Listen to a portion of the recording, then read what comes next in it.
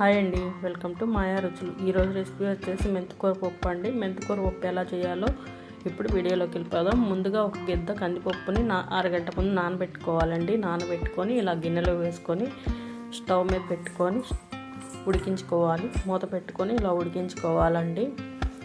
పప్పు సగం ఉడికిన తర్వాత ఒక ఉల్లిపాయ 2 పచ్చిమిర్చి కట్ చేసుకొని వేసుకోవాలి. ఇలా గంటితో తిప్పి మళ్ళీ మూత పెట్టుకొని 2 నిమిషాలు ఉడికించుకోవాలండి. 2 నిమిషాల తర్వాత మూత తీసుకొని ఒక 1/2 టీ స్పూన్ పసుపు వేసుకోవాలి.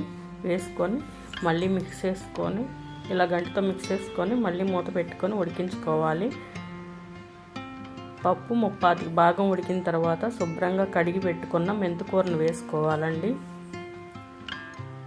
ఇలా వేసుకున్నాక 1 టీ స్పూన్ కారం వేసుకోవాలి. వేసుకొని గంటితో మిక్స్ చేసుకోవాలండి.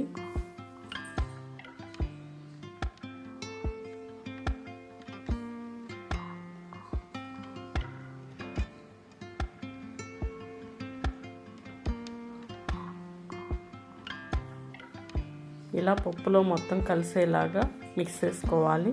మిక్స్ చేసుకొని మూత పెట్టుకొని ఉడికించుకోవాలి.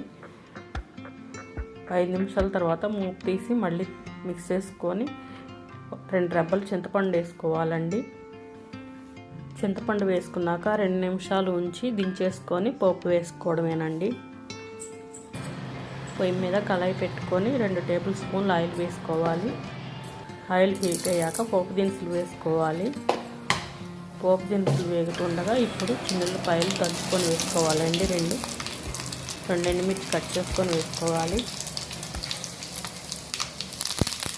ఇవన్నీ వేగాక లాస్ట్లో కరివేపాకు వేసుకోవాలండి.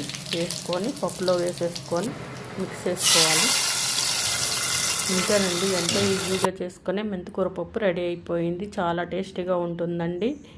ఇదే ప్రాసెస్లో చేసుకోండి మీరు కూడా. వీడియో కనుక నచ్చితే like and share and subscribe చేసుకోండి. మీ ఫ్రెండ్స్కి షేర్ చేయండి. Thank you for watching. Comment చేయడం మర్చిపోవద్దండి.